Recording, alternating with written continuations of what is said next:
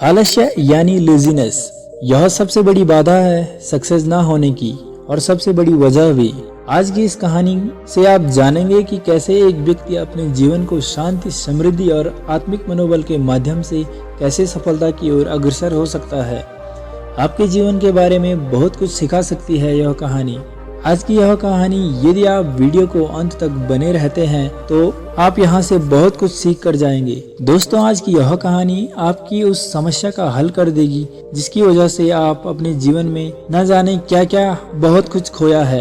यह बहुत समस्या है, यह वह समस्या है जिसकी जड़ें इतनी ज्यादा मजबूत हो चुकी हैं कि आदमी को खुद ही पता नहीं लगता कि उसे यह समस्या है। और इस समस्या का नाम है आलस्य यानी लेजीनेस। आलस्य की वजह से आप अपना जीवन यूं ही बर्बाद करते जा रहे हैं। आपको आज तक आपकी मंजिल के शिखर पर होना चाहिए था, पर वहाँ नहीं है। अब सवाल यह आता है कि समस्या यानी लेजीनेस को दूर कैसे किया जाए, इस लेजीनेस को खत्म करके अपने जीवन को बुलंदियों तक कैसे पहुँचाया जाए। तो चलिए गौतम बुद्ध से जानते हैं ये उपाय जिनसे इस आलस्य को जड़ से खत्म किया जा सकता है। लेकिन दोस्तों, उससे पहले हमारी वीडियो अच्छी लगे तो लाइक करें, अपने दोस्तों के साथ शेयर करें और चैनल को सब्सक्राइब जरूर करें। तो चलिए शुरू करते हैं। एक गांव में एक आलसी व्यक्ति रहता था और वह अपने आलसीपन की आदत से छुटकारा पाना चाहता था। वह अपनी आदत से इतना ज्यादा दुखी हो चुका था कि वह अपना काम समय पर नहीं कर पाता था।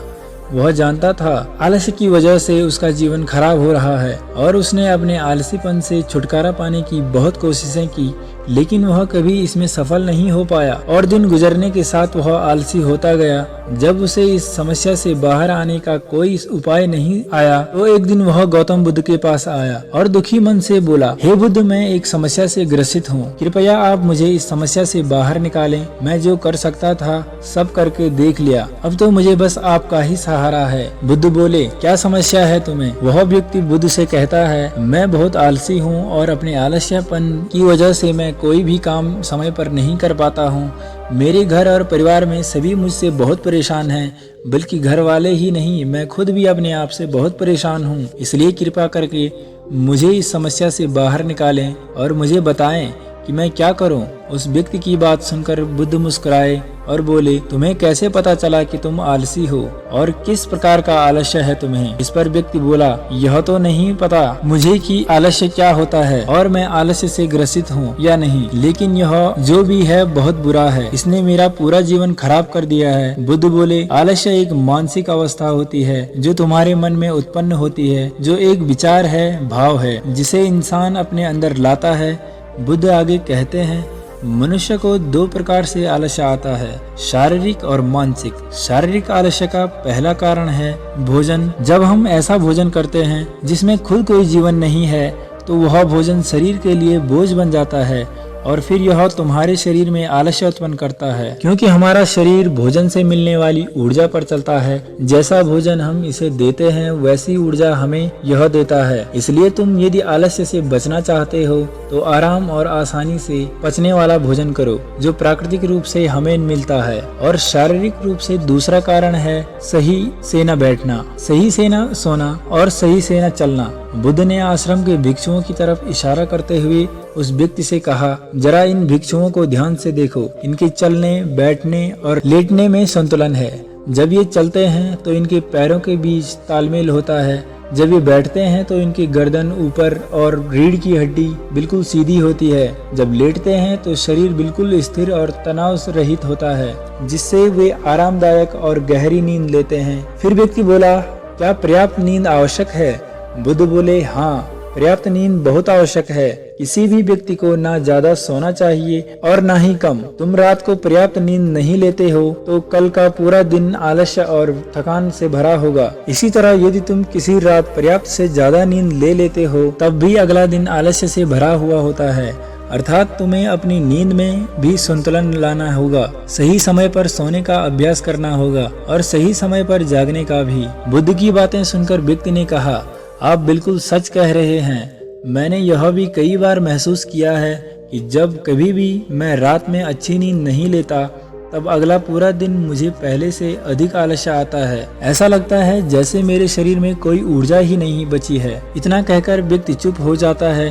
बुद्ध बोले, शारीरिक स्तर पर तीसरा कारण है सुबह जल्दी न उठना। फिर व्यक्ति बोला, हे भगवान बुद्ध, मैं सुबह जल्दी उठना तो चाहता हूँ पर उठ नहीं पाता। मैं रोज यह संकल्प करके सोता हूँ कि कल सुबह जल्दी उठूंगा, लेकिन मैं कभी भी जल्दी नहीं उठ पाता और जल्दी न उठने के कारण मुझे पता ही नहीं चल पाता कि मेरा पूरा दिन कब गुजर गया। गौतम बुद्ध बोले, तुम जल्दी तभी उठ पाओगे जब रात को जल्दी समय पर सोओगे। बुद्ध ने फिर आश्रम के भिक्षुओं की तरफ इशारा करते हुए कहा कि देखो उन आश्रम के भिक्षुओं को, इनके रात के सोने का समय निश्चित होता है, तभी यह सब सुबह जल्दी उठते हैं। हर एक भिक्षु का अनुशासन होता है कि वे हर सुबह सूर्योदय से पहले ही जाग जाते हैं और वही इनके जीवन में संतुलन लाता है। बुद्ध कहते हैं, इंसान अनुशासन को एक बंधन समझता है, लेकिन यह सच नहीं है।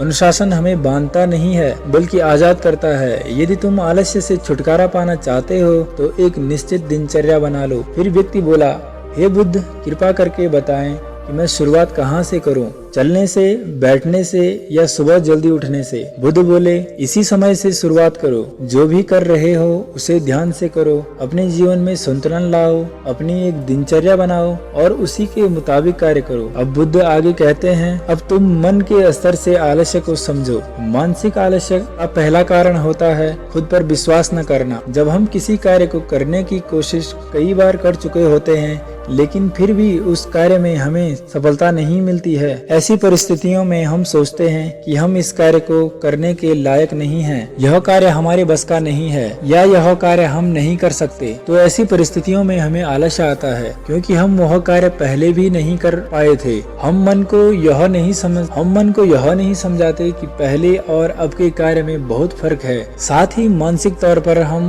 वह नहीं है जो पहले थे। तब से लेकर अब तक हमने बहुत कुछ सीखा है। मानसिक आलस्य से बचना है तो खुद पर विश्वास करना सीखो। खुद को यह विश्वास दिलाओ कि भले ही तुम पहले उस कार्य को ना कर पाए हो पर अपनी मेहनत और लगन से इस बार तुम वह कार्य अवश्य ही कर लोगे। मानसिक स्तर पर दूसरा कारण है आलसी और छोटी सोच वाले लोगों के साथ रहना। कई बार ऐसा होता है कि तुम आलसी नहीं होते लेकिन आलस्य से भरी लोगों के साथ रहने से तुम भी वैसे ही हो जाते हो, क्योंकि हमारा मन आराम चाहता है। मन खुद कार्य नहीं करता, उसको कार्य कराना पड़ता है। यदि तुम ऐसे आदमी की संगत में आते हो जो आलसी है तो तुम्हारा मन भी ऐसी ही चीजों को करने के लिए आकर्षित हो जाता है, क्योंकि आलस्य करने में कोई मेहनत नहीं लगती। धीरे धीरे तुम भी अपने कार्यों को आलस्य के कारण कल पर टालने लगते हो और तुम्हारा मन इसी की आदत को गहराई तक अपना लेता है, जिससे बाहर आना तुम्हें कठिन प्रतीत होता है। बुद्ध की बातें सुनकर वह व्यक्ति बोला, आप सही कह रहे हैं, मैंने यह भी महसूस किया है। मेरे बहुत से मित्र हैं जिनका जीवन भी लगभग मेरे जैसा ही है। वे मेरी ही तरह हर समय आलस्य से भरे रहते हैं और जब मैं उनके साथ होता हूँ तो खुद को और भी ज्यादा आलस्य से भरा पाता हूँ। आगे बुद्ध बोले, मानसिक स्तर का तीसरा कारण है काम को टालना। काम को टालना मानसिक तनाव का सबसे बड़ा कारण है। अक्सर हम अपने कार्यों को कल पर टाल देते हैं। आज का काम कल पर और कल का काम परसों पर टालते रहते हैं और उस कार्य को करने का दिन कभी नहीं आता।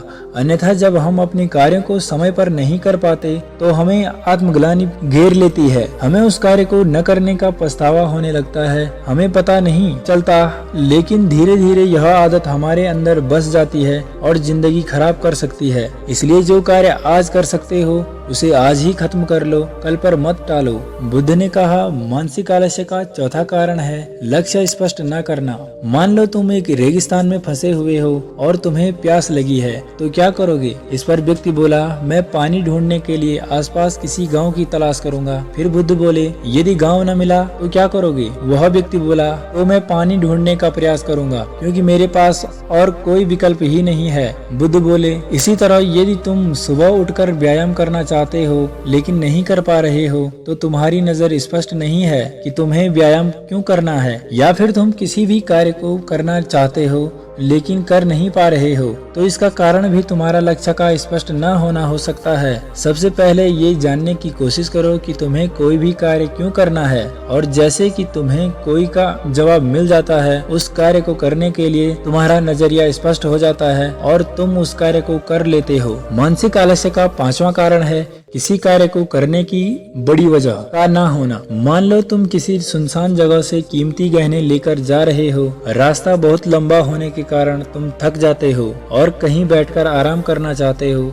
यह सोचकर तुम एक पेड़ के नीचे बैठ जाते हो। तुम पेड़ के नीचे आराम कर ही रहे थे कि तुम देखते हो सामने से एक डाकू आ रहा है। तो क्या ऐसी परिस्थिति में तुम्हारा मन का आलस्य तुम्हें भागने से रोकेगा? क्या तुम अपने गहने बचाने के लिए वहां से नहीं भागोगे? तुम्हारा आलस्य सिर्फ तुम्हें उन्हीं कार्यों को करने से रोकता है जिन्हें करने की तुम्हारे पास कोई बड़ी वजह नहीं होती। फिर बुद्ध ने कहा, मेरी बात ध्यान से सुनो। एक बात हमेशा याद रखना, जहाँ स्पष्टता है और कार्य करने की कोई बड़ी वजह है, वहाँ आलस्य हो ही नहीं सकता। वह व्यक्ति गौतम बुद्ध से बोला, हे बुद्ध, आज मुझे आलस्य का सारा खेल समझ आ गया। आज से मैं आपके बताए रास्ते पर ही चलूंगा। आज आपने मुझे जो ज्ञान दिया है, मुझे इसके बारे में कुछ मालूम ही नहीं। आपने कितनी सहजता से मेरी इस समस्या का समाधान कर दिया। आपका तहे दिल से धन्यवाद। इसलिए अब आप भी अपने जीवन से इस आलस्य नाम की बीमारी को दूर भगाएं और अपने जीवन को उन बुलंदियों तक ले जाएं जहां आप पहुंचाना चाहते हैं। नमो बुद्धाय।